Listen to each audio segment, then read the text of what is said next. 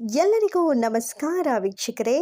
ಇದೇ ಮಾರ್ಚ್ ಅಂದರೆ ನಾಡಿದ್ದು 14ರಂದು ಹೋಳಿ ಹಬ್ಬದ ದಿನದಂದೇ 2025ರ ಮೊದಲ ಸಂಪೂರ್ಣ ಚಂದ್ರಗ್ರಹಣ ಸಂಭವಿಸ್ತಾ ಇದ್ದು, ಈ ಚಂದ್ರಗ್ರಹಣದ ನಿಖರ ಸಂಭವನೀಯ ಸಮಯ ಮತ್ತು ಗ್ರಹಣ ಯಾರ ಮೇಲೆ ಹೆಚ್ಚು ಪರಿಣಾಮ ಬೀರುತ್ತೆ ಅಂತ ನಾವು ಈ ವಿಡಿಯೋದಲ್ಲಿ ತಿಳಿಸ್ಕೊಡ್ತೀವಿ. ಅದಕ್ಕೂ ಮುನ್ನ ವೀಕ್ಷಕರೇ, ನೀವಿನ್ನೂ ನಮ್ಮ ಚಾನಲ್ಗೆ ಸಬ್ಸ್ಕ್ರೈಬ್ ಮಾಡ್ಕೊಂಡಿಲ್ಲ ಎಂದಾದರೆ ಈ ಕೂಡಲೇ ಸಬ್ಸ್ಕ್ರೈಬ್ ಮಾಡ್ಕೊಳ್ಳಿ. ಹಾಗೆಯೇ ವಿಡಿಯೋ ಪಕ್ಕದಲ್ಲಿ ಕಾಣುವಂತಹ ಬೆಲ್ ಐಕಾನನ್ನು ಕ್ಲಿಕ್ ಮಾಡೋ ಮೂಲಕ ನೆಕ್ಸ್ಟ್ ಅಪ್ಡೇಟ್ಸ್ಗಳನ್ನು ನೀವು ತಕ್ಷಣ ತಿಳಿದುಕೊಳ್ಳಬಹುದು.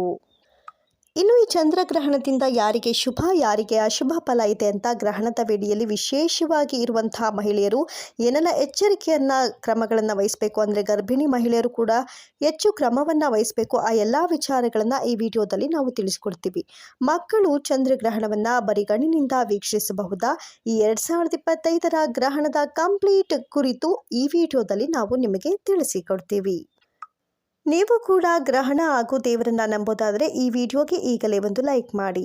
ಮಾರ್ಚ್ 14ರಂದು ಹೋಳಿ ಹಬ್ಬದ ದಿನದಂದೇ ಸಂಪೂರ್ಣ ಚಂದ್ರಗ್ರಹಣ ಸಂಭವಿಸ್ತಾ ಇದ್ದು, ಮೊದಲಿಗೆ ಭಾರತದಲ್ಲಿ ಚಂದ್ರಗ್ರಹಣ ಸಂಭವನೀಯ ಸಮಯವನ್ನು ನೋಡೋದಾದರೆ ಭಾರತೀಯ ಗ್ರಹಣ ಸಂಭವನೀಯ ಸಮಯದ ಪ್ರಕಾರ ಇದೇ ಮಾರ್ಚ್ 14, 2025ರಂದು ಬೆಳಿಗ್ಗೆ 9:28ಕ್ಕೆ ಈ ಒಂದು ಚಂದ್ರಗ್ರಹಣ ಆರಂಭವಾಗುತ್ತೆ. 10:39ಕ್ಕೆ ಕೊನೆಗೊಳ್ಳಲಿದೆ. ಗರ್ಭಿಣಿ ಮಹಿಳೆಯರು ಪೂರ್ವಪರ ಮುನ್ನೆಚ್ಚರಿಕೆಯನ್ನು ಈ ಸಂದರ್ಭದಲ್ಲಿ ವಹಿಸಲೇಬೇಕಾಗತ್ತೆ. ಹೊರಗಡೆ ಓಡಾಡೋದು, ಊಟ ತಿಂಡಿ ಮಾಡೋದು, ಊಟ ತಯಾರು ಮಾಡೋದು, ಅಡುಗೆ ಮಾಡೋದು, ಊಟ ಸೇವಿಸೋದು, ತರಕಾರಿ ಕತ್ತರಿಸೋದು, ಹೀಗೆ ಹಲವಾರು ಕೆಲಸಗಳಿಂದ ದೂರ ಇರಬೇಕಾಗತ್ತೆ. ಜೊತೆಗೆ ಚೂಪಾದಂಥ ವಸ್ತುಗಳಿಂದ ಇವರು ದೂರ ಇರಲೇಬೇಕಾಗತ್ತೆ. ಉತ್ತಮ ಆರೋಗ್ಯವನ್ನ ಇವರು ನೋಡ್ಕೊಳ್ಬೇಕು ಅನ್ನೋದಾದ್ರೆ ಈ ಚಂದ್ರಗ್ರಹಣದಲ್ಲಿ ತುಂಬಾ ಹುಷಾರಾಗಿ ಇರಬೇಕಾಗತ್ತೆ. ಇನ್ನು ಶುಭ ಫಲಗಳು ಯಾವ್ಯಾವ ರಾಶಿಗೆ ಇದೆ ಅಂತ ನೋಡೋದಾದ್ರೆ ಧನುರಾಶಿ, ಮಿಥುನ, ಮಕರ, ವೃಶ್ಚಿಕ ರಾಶಿಯವರಿಗೆ ಈ ಗ್ರಹಣದಿಂದ ಅಂದರೆ ನಾಡಿದ್ದು ಉದ್ಭವಿಸ್ತಾ ಇರುವಂತಹ ಚಂದ್ರಗ್ರಹಣದಿಂದ ಫಲಾಫಲಗಳು ಶುಭವಾಗಿರುತ್ತೆ. ಈ ಚಕ್ರ ಚಿಹ್ನೆಗಳಿಗೆ ವ್ಯವಹಾರದಲ್ಲಿ ಕೆಲಸ ಮತ್ತಷ್ಟು ಬೆಳವಣಿಗೆಯನ್ನು ಕಾಣಬಹುದು. ಉದ್ಯೋಗ ಅವಕಾಶಗಳು ದೊರೆಯುತ್ತೆ. ಆರ್ಥಿಕವಾಗಿ ಸದೃಢ ಹಾಗೂ ಆರ್ಥಿಕವಾಗಿ ಹೆಚ್ಚು ಲಾಭವನ್ನು ನೀವು ಪಡೆದುಕೊಳ್ಬಹುದು. ಇನ್ನು ಅಡೆತಡೆಗಳೇನಿರುತ್ತೆ ನಿಮ್ಮ ಕೆಲಸದ ವಿಚಾರವಾಗಿ ಅವೆಲ್ಲವೂ ಕೂಡ ನಿವಾರಣೆಯಾಗುತ್ತೆ. ಇನ್ನು ಆರೋಗ್ಯದಲ್ಲಿ ಏನಾದರೂ ವ್ಯತ್ಯಾಸ ಆಗಿದ್ರೆ ನಿಮಗೆ ಅಥವಾ ನಿಮ್ಮ ಮನೆಯವರಿಗೆ ಅದೆಲ್ಲವೂ ಕೂಡ ಸರಿ ಹೊಂದುತ್ತೆ. ಕೌಟುಂಬಿಕ ಜಗಳ ಸಮಸ್ಯೆಗಳು ಸಂಪೂರ್ಣವಾಗಿ ಪರಿಹಾರವಾಗಿ ನಿಲ್ಲುತ್ತೆ. ಈ ವಿಚಾರವಾಗಿ ಜ್ಯೋತಿಷ್ಯ ಶಾಸ್ತ್ರದ ತಜ್ಞರು ಗ್ರಹಣಕ್ಕೆ ಸಂಬಂಧಿಸಿದ ಮಾಹಿತಿಯನ್ನು ಈಗಾಗಲೇ ಬಿಡುಗಡೆಗೊಳಿಸಿದ್ದಾರೆ. ಇನ್ನು ಹುಣ್ಣಿಮೆಯ ದಿನದಂದು ಅಂದರೆ ಹೋಳಿ ಹಬ್ಬ ಕೂಡ ಇರುತ್ತೆ. ಸೊ ಇದನ್ನು ಬ್ಲಡ್ ಮೂನ್ ಅಂತ ಕೂಡ ಕರೆಯಲಾಗುತ್ತೆ. ಜ್ಯೋತಿಷ್ಯ ಶಾಸ್ತ್ರಗಳ ಪ್ರಕಾರ ಇದನ್ನು ಸಂಪೂರ್ಣ ಚಂದ್ರಗ್ರಹಣವಾಗಿದ್ದು ಈ ಗ್ರಹಣ ಬಹಳ ವಿಶೇಷವಾಗಿ ವಿಶಿಷ್ಟವಾಗಿರುತ್ತೆ. ಇದು ಬರೋಬ್ಬರಿ 3 ವರ್ಷಗಳ ನಂತರ ಬರುವಂತಹ ಒಂದು ಗ್ರಹಣ ಆಗಿರುತ್ತೆ. 12 ರಾಶಿ ಚಕ್ರಗಳ ಚಿಹ್ನೆಗಳ ಮೇಲೂ ಕೂಡ ಈ ಒಂದು ಗ್ರಹಣ ಪ್ರಭಾವವನ್ನು ಬೀರುತ್ತೆ. ಪ್ರಮುಖವಾಗಿ ಒಂದು 4 ರಾಶಿಯ ಜನರು ಎಚ್ಚರಿಕೆಯನ್ನು ವಹಿಸಲೇಬೇಕಾಗತ್ತೆ. ಜೊತೆಗೆ 3 ರಾಶಿಯವರಿಗೆ ಒಂದು ಒಳ್ಳೆ ಅದೃಷ್ಟ ಧನ ಸಂಪತ್ತು ಪ್ರಾಪ್ತಿಯಾಗುತ್ತೆ. ಗರ್ಭಿಣಿಯರು ಮಿಸ್ ಮಾಡದೆ ಈ ನಿಯಮಗಳನ್ನು ಪಾಲನೆ ಮಾಡೋದು ಕಡ್ಡಾಯವಾಗಿ ಇರುತ್ತೆ.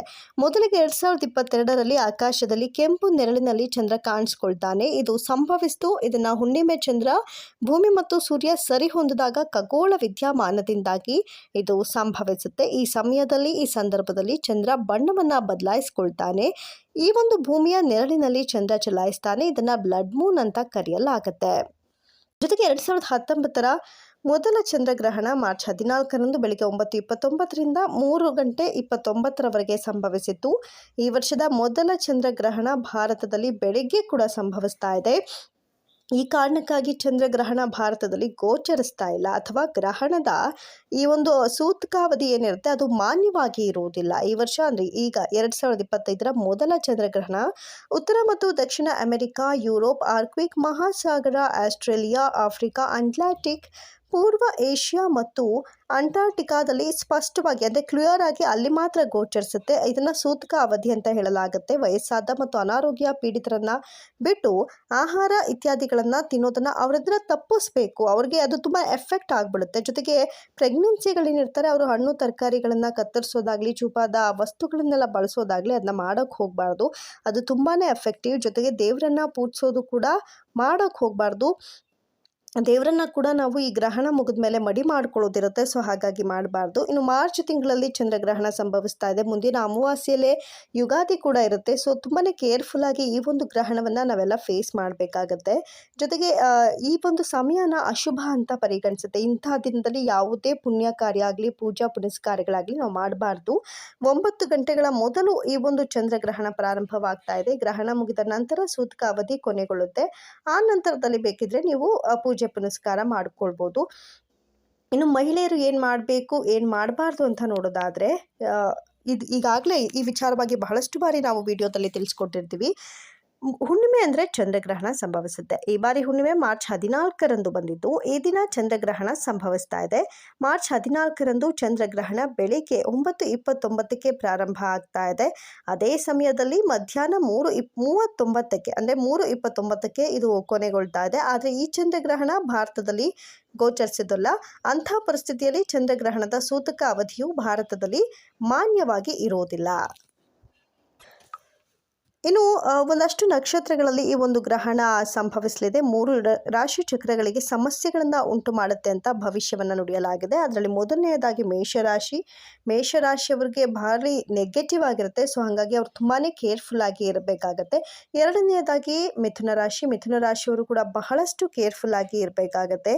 ಜೊತೆಗೆ ಹಣವನ್ನು ಎರವಲು ಪಡಿಬೇಕಾಗಬಹುದು, ಸಾಲ ಕೇಳುವಂಥ ಪ್ರಮೇಯ ಬರ್ಬೋದು. ತುಂಬಾ ಕೇರ್ಫುಲ್ಲಾಗಿ ಹ್ಯಾಂಡಲ್ ಮಾಡಬೇಕಾಗತ್ತೆ. ಮತ್ತೊಂದು ಕರ್ಕಾಟಕ ರಾಶಿ. ಈ ರಾಶಿಯವರಂತೂ ತುಂಬಾ ಸೇಫ್ ಆ್ಯಂಡ್ ಸೆಕ್ಯೂರ್ ಆಗಿ ಇರಬೇಕಾಗತ್ತೆ.